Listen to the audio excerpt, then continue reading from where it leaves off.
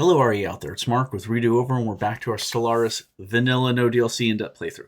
I was sick last week. I still have a little bit of a cough. Hopefully that won't hold me up, but let's go. So, we left off doing what? We have a few things going on. The Galactic Market is going to be voted on very shortly. So hopefully that'll pass, and we can look at what it takes to try and get the Galactic Market on one of our home worlds, because we'll get some benefits. I think we get some like extra deals on the market, like 10%, bonuses to buying and selling, something like that. It's pretty good if you can get it. And in particular, we were going to take a look at Situation Log Empire Focus. Yes, we're trying to push up the development track because we want to get to Starhold technology. Currently, we have 7 of 8 star bases made, and we're using them sort of as our economic powerhouse for our empire. So yeah, we would love to be able to upgrade to the Starhold feature. We have a moderate amount of saved up alloy for right now. Okay, so long story short, what do we need to do to get development points? We can build an agricultural district, would get us 10 points. We can gain a favor, would get us 25. And I think we actually are in the process of gaining a diplomatic favor. I think we have a 1% chance per month of gaining a diplomatic favor per envoy or something like that. So I think we're kind of in the process of getting after those. And then finally, enact a planetary decision will get us 10, 10, and 10. So let's look at that really quickly. Let's look at some decisions. I don't think we've done any of that yet. Let's go to the Empire capital, Fula here. We'll go to the decisions button. Now, the decisions, I'll just click it, opens up a list of decisions you can make on a planetary scale. Each planet has its own set of decisions. They're independent of each other. So this is kind of like micromanaging a given colony versus your entire empire-wide stuff. So in here, I noticed Consecrate Worlds. That's an option we got through one of our Ascension picks. I think we were going after Unity, maybe, but I don't think we actually consecrated any worlds. So we might want to do that. Now, here's the one trick, though. You see on the red X there, colonized planets cannot be consecrated. So you do not want to consecrate one of your colonies. You'd have to depopulate it. So that's a big no-no. But let's try this. Can we find a world we're not inhabiting and consecrate it? Sure. We have Raltree, which is a tomb world. Ew. Now, one thing about doing the consecration, I'm not 100% sure on this. I know you can only consecrate up to, I think, 3 planets. So it's not like you can just have infinite holy worlds. Each time you do it, it does cost a chunk of Unity. I think it's like 500 Unity or something, or 300, but a significant chunk. And then it'll generate a certain amount of Unity back to you each month. So eventually, any consecration you spend Unity on will pay you back in Unity. But I believe the better the world is, the more valuable that consecration is. So for instance, if there was a Gaia world, like a paradise planet, I think we would get a lot of Unity from consecrating it. On the other end is something like a tomb world, which I think is the worst kind of planet. At least for our civilization, it's 0% habitability.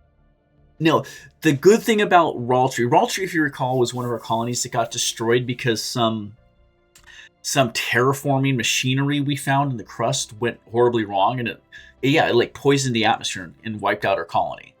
So it's a useless planet to us right now. So we could consecrate it and get some amount of Unity. I just don't think we would get very much. Let's do this. Let's choose 2 planets and compare how much Unity they get us.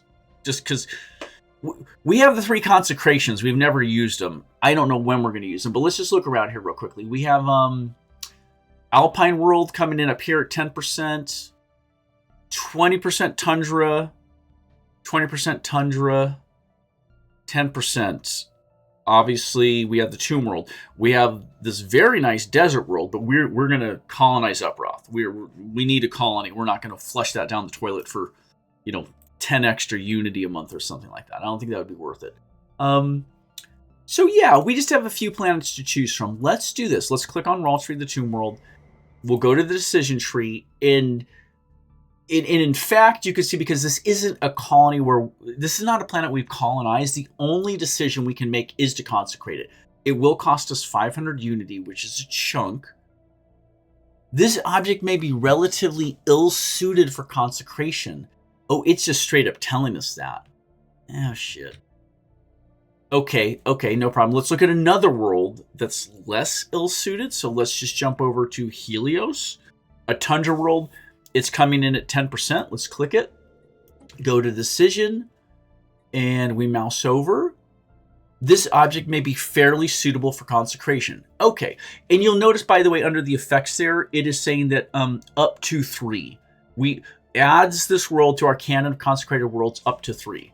So do we want to flush one of our consecrations down the toilet on Raltree? It's literally saying this isn't a good world. I don't want to do that, but let's do Helios 3. Let's just double check. We have a bunch of frozen ass worlds. We have Alpine World, Tundra World, Tundra World, Tundra World, and then Raltree, of course, the garbage world. So yeah, we have 4 Tundra worlds. What the heck? Let's do one. And I wonder if size on that matters. Let's just check here. So I see a size 10 at 10%. We have a size 15 at 20 and a size 13 at 10. So let's go to the size 15 at 20%, just because it seems like it's a better possible world. Oh, we don't have the option. Why not? Is it because it's not in our sphere of control? Yeah, that must be the case. Free is not yet claimed by us. That kind of sucks. I wanted to do a quick experiment. Let's check this larger world over here. This one, Dwumgar, is within our sphere of influence. It's a size 13. And if we mouse over, this object may be fairly suitable for consecration. Okay. I'll tell you what. We'll just choose one of them now. At 10% smaller size, we'll consecrate it. And eventually, at some point, when we get free in, or free into our system, we might try and consecrate it. Because it's larger and it's at a higher percentage of habitability, we will just compare maybe if we get more Unity out of it. So it's a little experiment we could do. And it'll be a decision, hopefully, getting us some points towards our focus thing, whatever. But yeah, let's grab Helios here. Here we go. Decision, 500 Unity to consecrate, and we are currently generating 312 additional Unity. So let's just compare it. So we've consecrated it. I don't think anything really happens. Right here, you get the consecrated, venerated world. Awesome. This world is deemed to be a most blessed planet. So let's run the clock forward. Construction complete. Speed it up a little bit. We'll wait till the month pops around. Pause. Oh, so we went from 312 to 326. That's 14 Unity. That's actually a pretty good jump. Now, how long will it take? Every 10 months, that'll be... Every 10 months, that will be 140 Unity. It's going to take around 3 years to pay us back on that. Which is, we probably should have done this decades ago, but it is what it is. So I'm going to jot that down, though. Hold on. I got a little sticky note here. So that's going to be Unity plus 16. No, plus 14. Sorry. All right. And that was at a size... sorry, I know this is so boring here. Which one did we do? We did Helios? Yeah. Size 10, habitability 10%. All right, so I've just made a little note. If I remember to check it, I will. Obviously, if that got us 14 Unity, I could imagine a Gaia world might be able to get you 20, 30 Unity. I don't know, but a big chunk. So what did we do? We completed construction in Monsoon. Very nice. Yeah, we actually have some really good systems. Not like tons, but like the Ea Stars is a really good system. And Dianthe also looks like a relatively good system for us to claim. So let's move the constructor on to here, and we will build those mining stations. And I believe the Fear Spaceborne already is en route to Uproth, and the colony ship is also en route to Uproth. So otherwise, let's run the clock forward a little bit. Oh, hold on. Did we actually push forward? No. Enact a planetary decision. I didn't see it reward us. We're still at 95. I don't know why that is. Maybe because doing a consecrated world isn't actually a decision on one of our colonies. Okay, let's jump to Troidum. Troidum's one of our little baby colonies, our newest one. Let's go to the decision tree, and there was actually one in here I wanted to try. Let's do distribute luxury goods. What this will do is it'll give a 25% boost to amenities, and it will make the automatic resettlement destination chance plus 25%, meaning it will hopefully attract more immigrants. So let's go to the management really quickly. I see growth is +1. Migration is currently 0. Obviously no robotics assembly. So let's distribute luxury goods. You can see there that is added for 10 years, and we will run the clock forward. We'll see if this grows at all. But actually, I also did notice here, let's get the building upgrade for the gene clinics. So that will be in the pipeline. Otherwise, let's jump back here. I'm running the clock, and I just want to see if these numbers budge. Okay, they did budge, and I also see some tasks completed up here for our core focus. But growth went to 2, but migration went to -1. It doesn't really seem like that's what should have happened. I feel like we should be getting more migration, but we are growing. That's good. I mean, I guess losing 1 and gaining 2 is growth. So we got a long way to go here, folks. Okay, that's one decision. And then if we jump back to the situation log, Empire Focus, that did refresh. Okay. Looks like it's updating the tiles for us. So we are up to 115. So we're closing in, actually. That's really good. We're still trying to gain a favor. I don't really want build 10 to 20 destroyers. I don't even think we can build destroyers right now. We could do an agricultural district. Does anyone really want to do that? Not really. Crap. Do we have any worlds that are suitable for agriculture? Are there any worlds that need jobs? Hold on. Industrial world. Yeah, we don't have a specific farming world. Sorry, I'm equivocating here because I don't really want to build an agricultural district at all. Why is Troidum listed as an agri-world? Agri-world. Okay, let's build the agricultural district here. Sure. We'll let this sit for a little bit here. That's the happiness. What is this? Oh, it literally is lush, so it is good for food. Oh, okay. We'll let them be a farming world for now. I don't know. There's hardly any people there, so I don't think it's going to hurt anything. It should synergize well. We will leave it be, and that'll at least get us 10 more points on that focus track towards our star holds. Otherwise, gosh, there's not a whole lot we're doing. We're pretty tight up on naval cap. We are out of influence, and we're in the positive on everything else. Yeah, let's just run it forward. I think the market actually is going to pop off here any moment. Let's run it to fastest. We'll just truck this along here. I'm kind of excited to try and get a shot at the global market. So that should be coming up. All right. Drowned Morgan gained a trait. Awesome. What do they get? Principled 2, which is a total empire-wide stability of +4. Empire Effect is a counselor, and they are our Minister of State. So that is giving us +4 stability to all of our colonies. I like that. We'll close that down. And what else do we got here? Fear No Spaceborne, claimed the Uproth system for us. That's awesome. Let's have them build this very cruddy energy mining station, and we have the ISS Dueling Crab, spelled with the K, K-Rab. We're just going to jump in, click on Uproth, and colonize. Oh, that's weird. Hold on. So sorry. grab the colony ship. While the colony ship's in flight, it won't show up on that list of... Okay, all right, here, check this out. I click here, I click colonize. I do not see our current ship in flight, the dueling crab, because it's between stations. Otherwise, if we parked it at a star or a planet, stopped it moving, it would show up here. I do not want to build a new colony ship. That's what this is. It's like we're going to spend this to build a new colony ship. We don't want that. So the other way to do it is to grab your ship and then right-click directly, and you're giving the ship a command. By right-clicking with the ship highlighted, I'm getting the options of entering the orbit or colonizing the planet. And this time it is the dueling crab right there. I'm not building a new one, just pointing it out. It's a subtle thing. It's a little annoying, but colonize.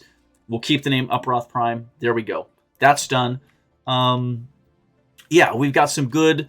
We got about a dozen star systems left to claim, but influence is going to be the biggest limiting factor for us. Here we go. Birth of the Galactic Market. This is what we wanted. De facto galactic trade, unbound by the performance of international diplomacy, has existed since we first discovered that we are not alone in the universe. As new borders are discovered and old ones redrawn across the galaxy, galactic leaders agree that it is time to legitimize this commercial forum so that all may benefit. In the coming years, independent traders and government agencies will be looking to establish quasi-centralized hubs for galactic commerce. We would surely benefit were this hub to fall within Fulu's space, so we can choose to promote one of our worlds for this purpose. Understood. Unlocks the founding the Galactic Market event chain and unlocks the decision nominate for Galactic Market. Awesome. I'm going to pause right there. We got another task completed. Cool. Is there a way to see which one it is? Gain a favor? Gain a favor. Sweet. We're up to 140 to 200, so we're closing in very quickly. I would love for this to cap off just before we have the option to research starholds. Because we don't immediately gain the technology, I point out. We just gain the research option for starhold technology. So we'll still have to research it, but we do want that a lot. Okay, let's go to our situation log. Here we go. Founding the Galactic Market. Yeah, that's just going to sit there. I don't know. It's going to be a few years, maybe 3 or 5 years. I don't really know. It doesn't tell me until the galactic community votes on who is going, what planet, individual singular planet is going to be the galactic hub. Think of like Wall Street in New York City being a massive, the Dow Jones is, industrial average and in Wall Street and all that. The stock exchange all exists there. It's one of the largest ones. It is the largest stock exchange on planet Earth, even though there are other stock exchanges. So this kind of saying, like at the galactic level, although there will be other markets, like little, in fiction there would be other markets. This is the weight of it is so massive that it dominates all economies, all trade economies in our galaxy. It's just the way it's going to be, which is cool. There's also the fungal trail. Yeah. That's this guy right here, Orval, but we can't get into free Estonian space, so we're not going to worry about the fungal trail. But so let's do some Galactic Market stuff. We'll jump in here. It's under the decision tree, and it is right here. It costs 1,000 energy and 150 influence. Ooh, shoot, that's expensive. We got 32 influence. Ah, dude. Okay, good news, bad news. Good news is we just claimed up Roth because it has that shiny colony world. That's the last world we have access to in our space that we want right now for a long, long time. So that's awesome. The bad news is we're going to have to save up influence for the next...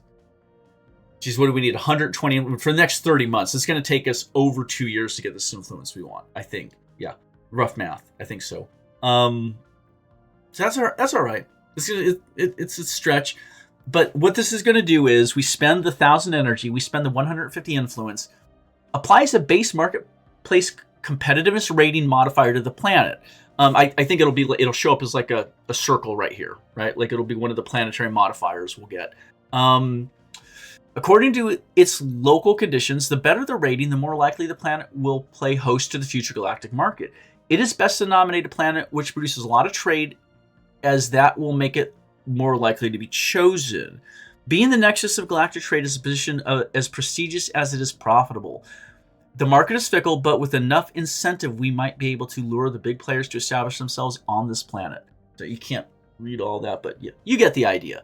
So we need a lot of influence, but let's just look right now at how much trade we are generating on each of our planets. So,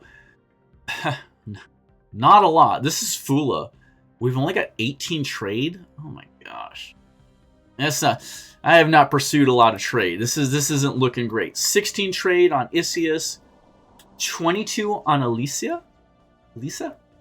That's not bad. 15 on Castor. 8 on Wegmore, 8 on Jorwell. Troydom has 4. Yeah. So actually, Elysia... Oh, I gotta sneeze. Hold on. Okay. Sorry. That was a sneeze. I didn't want to deafen everybody. Elysia is going to be our best one, and it's not very good. We don't have any trade worlds. The only thing I could think of would be to maybe make like commercial markets or something. If we've got a couple of years to save up the influence anyway, what if we went into civilian industry? Yeah, no, it's not going to let us do that. What if we come up here? No. Shoot. We don't have any buildings available. We need building slots available. Oh, gosh darn it. Okay, well, Isius is kind of our number 2, right? It's 16 trade. Hold on, let's just scan through here. Castor Prime, a generator world, has 15 trade. What if we did something like, we have a free building slot. What if we put in a commercial zone? 200 trader jobs? Let's do it. We're fine on energy. We don't, Castor Prime. Yeah, let's do it. Let's do this, and then let's also switch over. Let's make it not a generator world. Would that screw us up? It might. Hold on. Let's see here. Urban world would get us more trade. We're going to make the switch. We will just watch our energy, because we can always like sell stuff on the market if energy gets tight. Let's do this. And so commercial zones and generator support. Interesting. Did that just switch that over automatically? No. Oh, here's another specialization available. Let's click on this specialization and go to... Let's be careful. Urban expansion would get us extra building slots and housing. Not bad.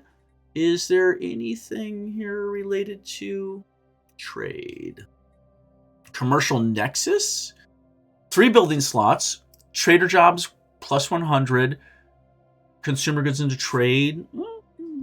Yeah, let's try that. So we're going to build a commercial zone, a commercial nexus. All that's going to take probably about a year and a half to do. We switch to an urban world. We'll see how high we can get this trade is. And when this hits 150, we will try and make the decision and make our bid to host the Galactic Market. I don't know that there's a whole lot else you could do. I mean, I think if you knew you wanted to go through the mercantile tradition early on in the game, you could build up a trade world, like from day one of your playthrough. You could do that, and we might as well just here, let's click on Unity. Can we see what the mercantile thing is? Not really.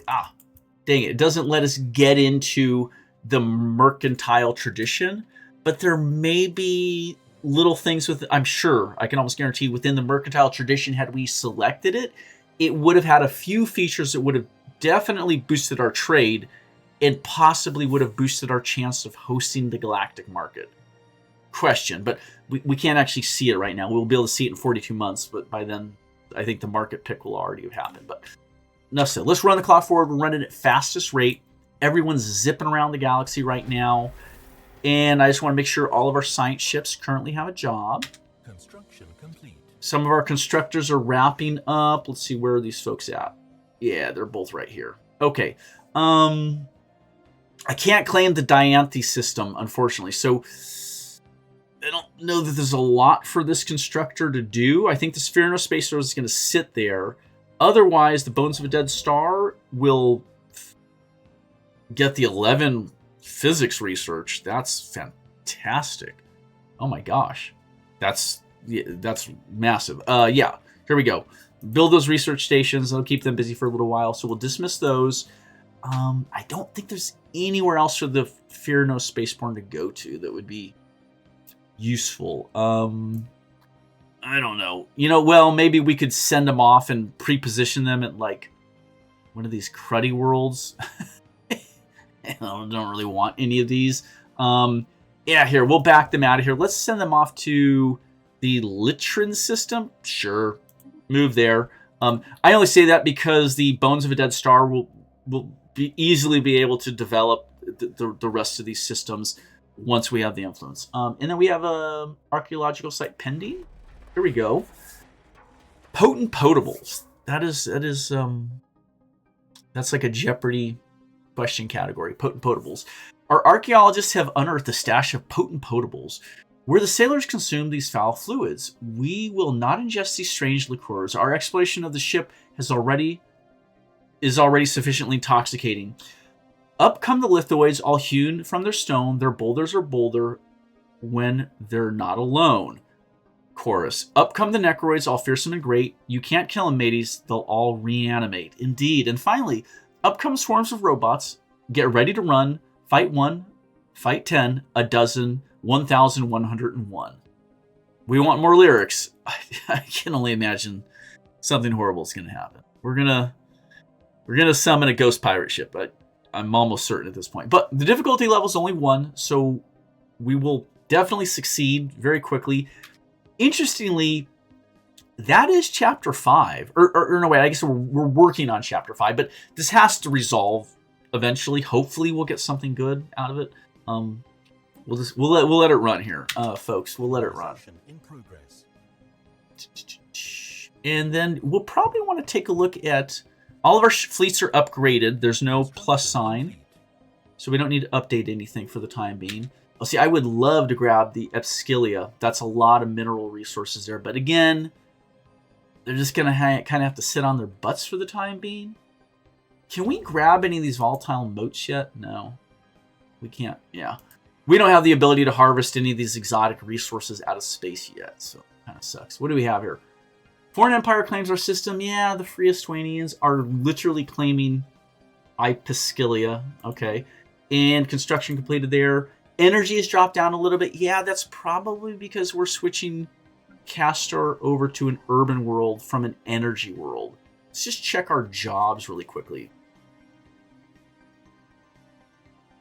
We still have 500 technician jobs there, so they're making a lot of energy, but we have 300 trader jobs. The trade has jumped to 39 already, and we haven't even finished the commercial nexus yet, so that's pretty good. Let's go to the economy tab for them, and it looks like they're fully working the 300 trade jobs. So yeah, it's what we've got to do. We're about halfway to the influence we need, so let's just let the clock run forward. Exploration focus, Empire focus tab. Is there a way to see this? Hold on. No, I don't want to do that. Cancel. Resume game. Let's jump back into the situation log. Let's go to the Empire focus. 150.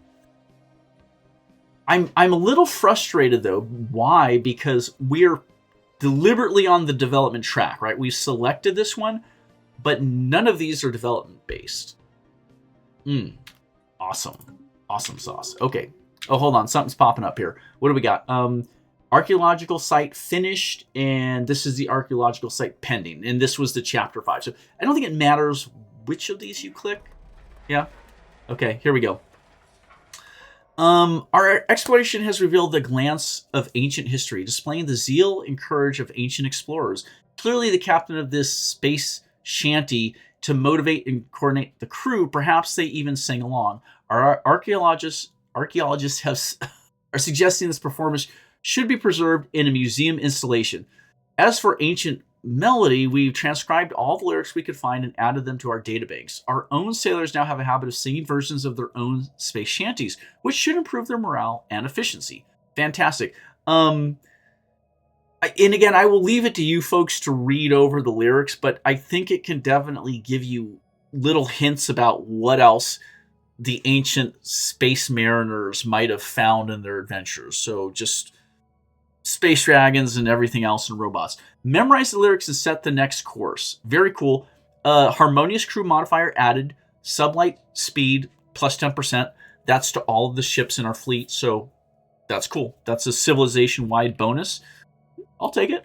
It might even slightly improve their evasion in combat, maybe. I don't know. Here we go. Site finished. Yeah, that's the same thing here. So we'll dismiss that. That does mean, though, that our science shift. So that was at Rigel. Yeah, you can see the archaeological site is grayed out. It does free up our science ship, the Atalante, though. So what do we have going on? Let's just take a quick look at our science ships. Finally, we're surveying Uzon here. So the Kugan is in the process of surveying Uzon. It's the last system we've surveyed. The Free Pearl is working on the archaeological site here. What are you doing? Oh, you're en route. The ISSY this entire time has been en route to Zandaban to work on that archaeological site. What else is there to do? I don't know. We could send one of our ships through this natural wormhole. Hold on a second. Now, in the old version of the game, you could take a science ship and you could go to a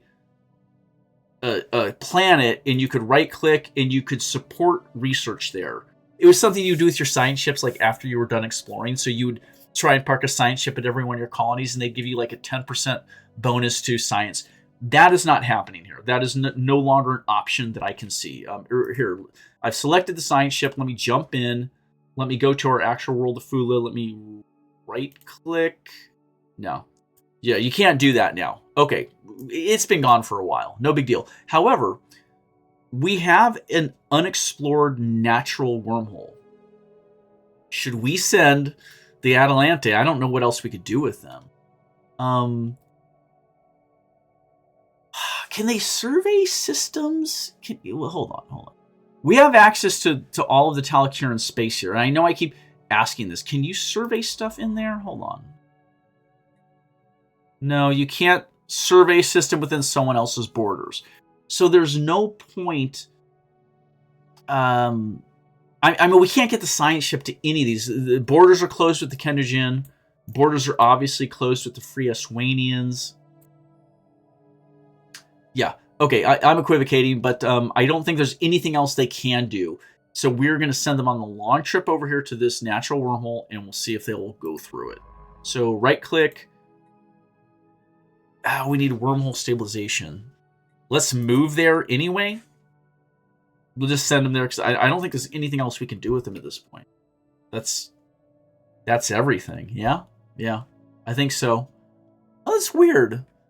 What else do you do with science ships late in the game? Anyone? If anyone knows what they do with science ships late in the game, let me know. In the current 4.2 version of the game and stuff. All right, run the clock. That's enough equivocating. We're 30 minutes in. All right, we got some fun stuff popping off here. We have completed our second archaeological site right there at Wegmore. So let's just jump in, see what it's saying. Oh, God, this is monstrous. Red Tia translated the final log entry from the Biolab computers on Wegmore 7A. Lab 17, final report, research assistant Philidor. Such is Gelibor's confidence that we followed him blindly. Testing the prototype on ourselves, our immune systems were initially bolstered. We were nigh invulnerable to any outside pathogens. Then the mutation started. Gelibor perished first. It was difficult to watch. Now the whole team is resting in the morgue, and I will soon join them. We failed. We trusted our lives to Gelibor's flawed formula. The universal macrophage works too well. It eventually attacks the host itself. Everything here must be destroyed. Oh, gosh. Do we have a colony on Wegmore? We do. Oh, dude. Destroy everything. You will get society research, or complete Gelibor's work. It holds promise. It will unlock the universal macrophage technology at 20% completed. What does that do? I don't know. Organic leader lifespan plus 10%, biological pop growth speed plus 10%. These powerful immune... Oh, that's so good. Pop growth speed plus 10%. My only concern is if things get out of control... It's not on Wegmore Prime, though. This is on Wegmore 7A, which I'm assuming is an asteroid or something. Right? Think the Expanse. I want the technology. I want the technology. It's really good. So we're gonna click it and hope that we don't wipe out Wegmore Prime and lose the entire colony. I just fingers crossed here. Actually, let's jump into Wegmore really quick and just look. Where is 7A? 7A. Right there. Okay, it's a moon of a planet. Very good. We should be safe. All right, we dismiss that one and open this up. We just unlocked volatile material plants. So the chemical plants are a building, limit 1 per planet. But yeah, we can essentially convert minerals into volatile motes. That's very cool. Aside from the obvious safety concerns, the artificial creation of volatile motes is an extremely delicate and complicated process that requires highly specialized equipment. New research, awesome. Where are we sitting with this? Wow, we have a lot. We have a lot of options here, folks. Quantum energy states would just be a flat boost to energy, which we are starting to fall behind on. A new building, the plasma regulation array. The only problem is this would take space crystals, rare crystals, to operate that, and we do not have access to them. So I think that's a little limited. Hyperlane breach points, automatic resettlement chance plus 25%. Unlocks Starbase Building Transit Hub, unlocks component Hyperdrive 2. The blue laser technology, which is just a weapon. Mote harvesting traps, unlocks resource harvesting. I like this one because we do actually have access to some volatile motes in our area of the galaxy. It's just good to harvest them. And then otherwise, combat rules, colony development speed, research complexes. That's research-based, which we don't do. In administrative AI, that's additional research speed, but we don't do that either. And as spiritualists, we don't really like AI and robots in particular. So I'm going to go for the mote stabilization. 24 months out. That's cool, but you can see here, yeah, we'll definitely be able to harvest some of those resources. Otherwise, we're working on exotic gas harvesting there, and we got a ways to go. These are, I don't remember these being this far off. Not sure what's going on with that. Yeah, let's run the clock forward. I'm not going to worry about fixing our energy situation just yet. I mean, I could build a whole new starbase. Ah, dang it. Voidburn Mary got a negative effect. Shoot. Would she pick up? Arrested development, leader experience gain minus 25%. That's not great. I don't like that so much, but there's nothing I can do about it now. Here we are. A-Star's construction is completed. Let's zoom in here. Yeah, there's a living metal right there. I like that. Otherwise, all we can really do is pre-position the bones of a dead star for the next system we want to claim. In this case, I'd say Dianthe is the better one I'm seeing. More volatile motes at Escalon. Edelmar has volatile motes. Those will be coming up eventually. Ooh, the Uzon system is actually quite good. That is right here. System survey just completed at Uzon. And now we have to find something for the Kugan to do. I'm going to have to research what we can do with our science ships, because at this point we just have way too many to be useful to us. And I guess I'm not really in a race to claim there. Yeah, I think our constructors are just going to sit until we get enough to make our marketplace claim. So I'll just pre-position them there. They're sitting there at Litrin. You know what? I'm actually going to move them out of Litrin. I am going to pre-position these guys, this Fear No Spaceborne, to Uzun, because it is better than Litrin is by a long shot. So we're just kind of scooting our constructors around. And unfortunately, yeah, we kind of have, I would say at this point, surplus constructors and surplus science ships. I don't particularly want to get rid of a science ship or a scientist. Let's go into our leaders tab real quickly and see where we're at here. We're only over on officials by 1, not scientists. So eliminating a scientist wouldn't really help us on our budget to any great degree. If we look at the age of our scientists, we can see here that Voidborn Mary is 91. So she probably will be passing in coming years.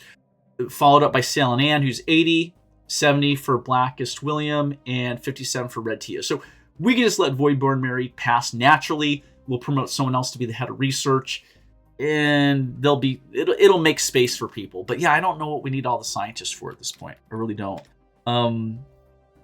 Well, okay, wait. So there is something we can do with our scientists. We get them off those science ships, and we put them into planetary governorship jobs. Yeah. So let's jump back into our leadership tab. Let's go to our scientists. We have an archaeologist and private mines. As a planetary governor, this would produce 5% extra minerals. Okay. Anyone else have any good leader traits for... Okay, right here, this is Blackest William, would be good at producing, boosting artisan production. Not bad. And on their home planet Vicious, they yield 100 extra artisan jobs. Anomaly research. I'm actually amazed we have so many archaeologists. A lot of archaeologists. Fantastic. So currently, I think the only archaeologist working is the ISSYs down here. They'll be at Xanaban for a while. That being said, let's grab our scientists on the Kugan Amon. They're just sitting there. That is Voidborn Mary. She's the head of research, which is fine. Free Pearl? Yeah, Red Tia. Let's put her in charge of being the governor of our mineral world, which is right here, Isius Prime. Drowned Morgan is currently running that? Really? Oh, okay. Minister of State, Drowned Morgan. So Drowned Morgan is also the governor there at Isius Prime? Hold on. Give me a second. Drowned Morgan. Yeah, governing Isius Prime. Okay. Well, I guess they actually have a benefit right there for additional minerals from jobs, so that's not bad, I suppose. Ooh, what else could we do? What else can we do here? What other scientists are just sitting on their butts right now? Well, one of our scientists is en route, actually, to the hyperspace Bajingi. So, yeah, let's just do this. Let's just grab Red Tia, and we are going to assign her a new job. Where?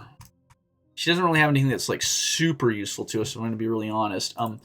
Fula doesn't have a leader.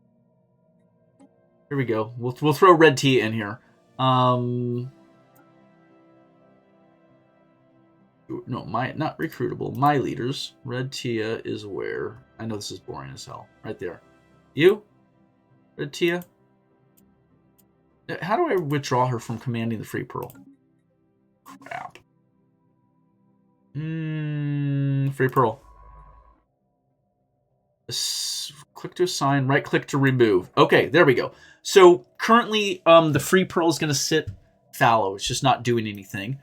We now have Red Tia available to then go to Fula, our Empire capital, and we will assign her Red Tia right there. All right, and a level 3 leader, she will, as a planetary governor, give additional 2% per level, so 6% in physics, empire size from pomp, reduction. Okay, it's better than nothing. And actually, this is our main science planet. It's like the only planet we really have scientists on, so she is going to boost up our science production a little bit. So that's not bad. Okay, we'll run the clock. So yeah, it's to answer your question, when you have leaders that aren't doing something, you assign them as planetary governors. that being said, let's go to our other scientist who's just sitting there. Free Pearl's empty. Kuganamon. Voidborn Mary is head of research already. I can remove her, though, from her job here. She needs a new job, so we could set her doing what? What are her special abilities? Voidborn Mary needs a job. Anomaly, she doesn't really help out with a lot of anything else outside of being the head of research. But yeah, we'll just throw her in charge of a planet here. Let's go to Castor. Sure. Boom. And we'll throw Voidborn Mary in there. There we go. And she will help them out as well. So, yeah, that's what you do with your leaders that are excess with nothing else to do. Red Tia got the Private Mines trait too. That's very cool. Unfortunately, she's not on a mining world. Planetary Governor production from minerals is plus 10%. We really need to switch her out. Okay, hold on. She needs to be in charge of our mining world. So let's dismiss her from this. Go to Isius Prime. Dismiss them. Jump into here. Get Red Tia assigned. Just because she's so good at private mines now. Planetary Governor effect plus 10%. Awesome. Now, that freed up one of our other leaders, which is Drowned Morgan, who has quite a few bonuses. That's as a counselor, as a counselor, as a counselor, as a counselor. So these are all counselor traits, not planetary governor traits. However, they still can use another job. So we will then jump to one of our bigger worlds that doesn't have a leader currently assigned. Oh, Fula. Oh, okay. There you go. There. And actually, the level 5 will give them a lot more here for their plus 2% per 5. So that's 10% to all the food, resource, alloy. That's actually a pretty good one. A level 5 leader in charge of Fula, our empire capital, at plus 2% on all those resources. That may help us out on some of these numbers up here in just a moment. So, new negative trait for Maroon and Joan, Belt Mangler. No, Micromanager. Ship upkeep plus 10%. Kind of sucks. Nothing we can do about that. What do we have here? Senate is now in session. Let's just take a quick look. Regulatory facilitation is going to be coming up for a vote. We are good for that passing, though. We've already looked into that. And it looks like it will fly through here in 1,400 days. So that's about 5 years out. We'll leave that be for the time being. And a new colony founded. Here we go. This is Uproth Prime. No special planetary modifiers. It's a massive world. Size 24. You can see how many districts are available. So they'll be growing for a long, long while here. In particular, they have a ton of energy districts. All right, so let's jump in. What would be useful to start off with? I think probably a clinic to get them growing, a luxury residence, and the Autochthon Monument. We'll push out those basic buildings to start with while they get growing, and we'll just see where they're at. Let's close that down. Close that down. And in general, I don't think we have a whole lot of unemployed people, which would sit here, or civilians in general. Let's just run through real quick. Civilians, 7 civilians there. No unemployed people there. 7 civilians there. No, what, 6 civilians.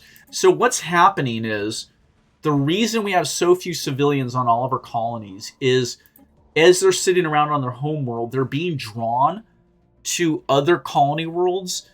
Essentially, they're unemployed for all intents and purposes. They're being drawn to other colony worlds that have a high immigration draw. So that's probably why they're getting pulled off into those areas. In particular, what of these do we do? We do Troitum. We set up the distribute luxury goods. And yeah, they're growing at a decent clip now. If you remember, they were at the low 400s. And so we go into management. Migration is plus 3%, or plus 3, not percent. It's just plus 3. So they are managing to pull in more Babaki people, I'm assuming, due to the luxuries distributed. And they're kind of hoovering up all the available citizens, which is fine. It's going to get that world to grow pretty readily. Let's watch this for a little bit here. we're stabilizing pretty well on most of our resources. I'll pause right there. Obviously, we still have to get energy under control, but we are almost there on influence for our market bid. What do we have here? Leader retired. Commander Bad Luck Lawrence served the Empire for 49 years. He was in charge of the Raspy Rapscallions. Okay, let's just jump into our leadership thing here. Let's go to our commanders. We currently have 2 commanders available, and our Minister of Defense is still Slippery Beard. He's at 90, so he'll be retiring pretty soon as well. There's a couple ways to think about this. We can let leaders go and not fill all of our leader slots. Having a high level, level 4, level 5 leader is costing us 8 to 10 unity per month. It's a chunk. And what do we have? Like, we're sitting at 10 leaders. So we'll just say 10 times 8. That's 80 unity is getting sucked into our leader pool right now. So we don't want to be completely, though, without a commander. We always need a Minister of Defense. So right now, our Minister of Defense is Slippery Beard, sitting at the age of 75. So they've got another 15 years to go. That's pretty good. Otherwise, in general, I don't particularly care. So I'm probably not going to replace that commander right now, and I'm going to save on the unity costs. So yeah, we're going to have more leaders retiring here pretty shortly. And archaeological site pending. This is down at Zandaban. Under the ice. Ghostly spires. Our scientists have set their camps around the edges of a glassy, frozen lake. Under sufficient light, one may catch glimpses of spectral towers underneath. They grasp upwards from the lake bed like steadfast tendrils. Our less experienced crew are still adjusting to work in such biting, sterile cold. Despite this, our excavations have proceeded swiftly. We have exposed numerous airlocks, all designed for primitive submarine vessels. There is as yet no sign of the vessels themselves. Whether the tower's inhabitants stayed or fled, every one of their docks was now left empty. So we have 2 options. Keep digging, which would get us engineering research plus 516, or we should invest further in these ice-breaking techniques. Energy resources minus 400. Gain a tech research option of climate control network at a plus 30% completion. Let's take a quick look at that. Orbital systems and mirrors and shades can affect dramatic changes on planetary climates when managed properly. I'm going to take the technology every time. Always want that. So I'm guessing we're gaining that. But we haven't completed, though. Difficulties 3, skill bonus 4. So we're still working on additional stuff might come out of that. We'll run the clock forward. It is the trick to playing the way we are, though, where we don't focus on research, is technology is very slow, very painful to get to. Slippery Jones gained a new Focus Galactic Reform 2 trait. Awesome. Slippery, where are you? Where are you? That's one of our commanders. No, it's not. Slippery James. Here we go. Representing our interest in the galactic community. So they've gotten to level 2 here. So voting strength on Galactic Market reforms, crisis declarations is also in at plus 200%. Chance to gain 1 favor with proposing empire plus 35%. So when you support a resolution that passes in this category, chance to gain 1 favor with the proposing empire is plus 35%. So we should be able to start gaining some favors pretty shortly here. I don't know exactly where do you see favors at, but that's good. They're looking good sitting there. And you can see we are over budget here, though.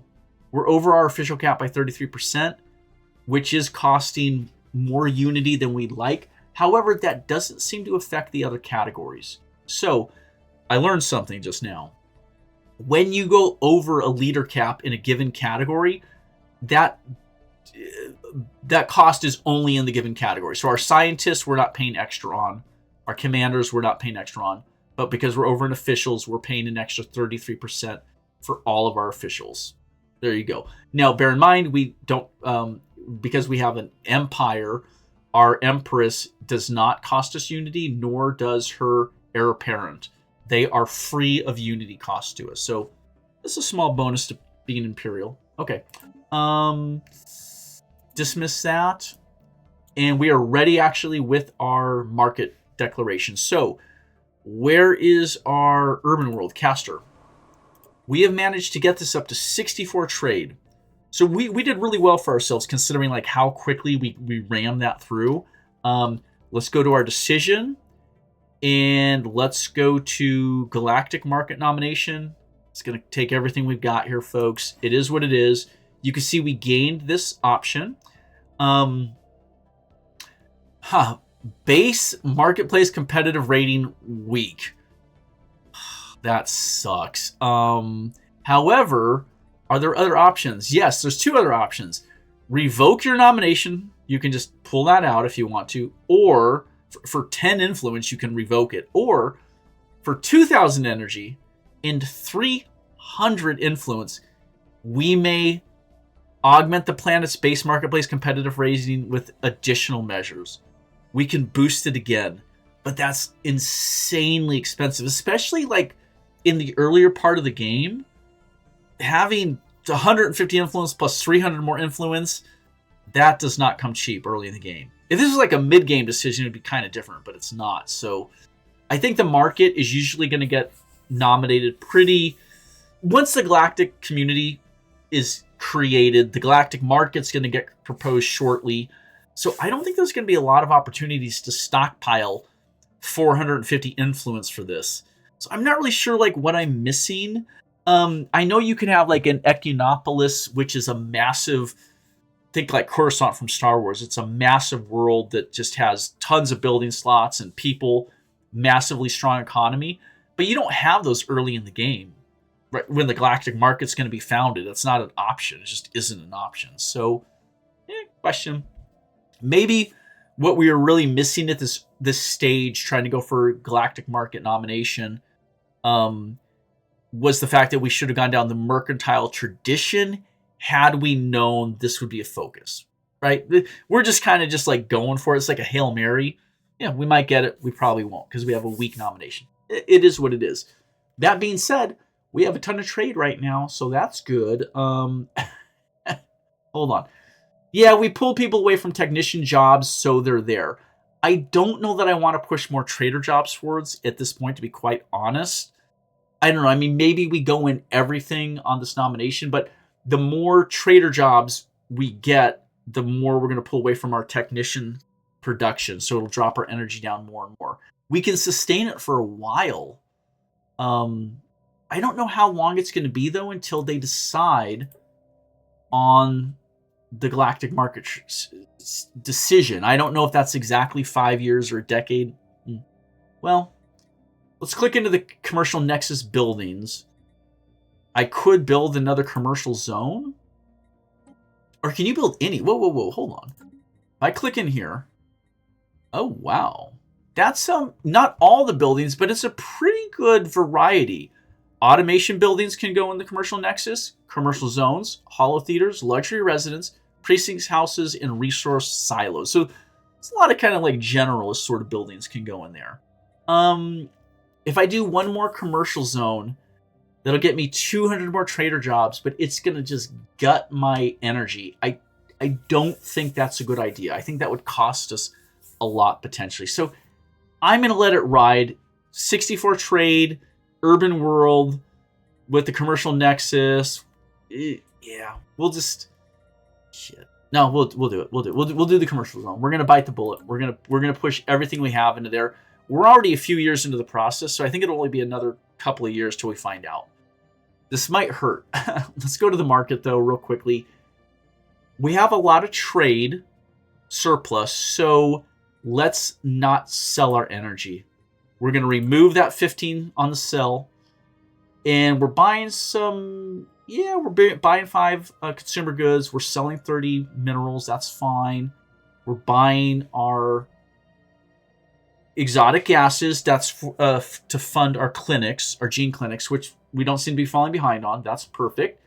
And we're selling a bit of food, which is also fine. Actually, let's get a little more food going right there. We'll pump that up a bit because now that we have an agri-world, we have way more food than we need. I wouldn't mind getting a little bit of alloys. Let's buy some, what? Alloy? Yeah, let's do 5 alloy right there. We'll bring that in. And then Since we have another space station available and we have a good amount of alloys right now, is there another nebula world we can develop here? Yes, we have so many nebula worlds. It's crazy. Let's jump in here. Let's promote this starport up to the next tier, and we will turn that into another commercial starbase. Run the clock forward a little bit more. See if anything else happens before we log off here today. Where's our technology sitting? And we're a couple years out on all these technologies. Closing in. Research is so slow for us. This is kind of hitting the mid-tier grind. Head of research, Voidburn Mary has... Oh, wait, what did it say? Yeah, she's retired as well. She's gone. Oh my gosh, okay. This is going to be happening a lot here, folks, so we need to choose a new leader of research, and we have an open position on the council right there. So we need to get someone else in there. These are our current leaders. We want to pick one that has good counselor effects. So we'll start with Red Tia. No counselor effects. We'll then move to Black William. Logistics understanding. So this is saves on dock ship upkeep a little bit. That's a governor influence. That's a leader trait. Archaeologist. And then up here to Sail and Anne. Empire effects. She would get us very good options on computing, which I would approve of. Happiness is a counselor, plus 3%. That's system wide. Yeah, let's do that. So I think Sailing Anne is going to become our new what's going on? There we go. Head of research. Sailing Anne. She's making people happier. She's really good at computer stuff. She's level 5. Let's check her age, 82. Let's look at all the ages. Slippery Beard's at 76. That's fine. Our Archprophetess is at 92. Her heir apparent's already there, so there's nothing we can do about that. When she's gone, the heir apparent will come in. Sailing Anne is at 82, and Drown Morgan is at 72.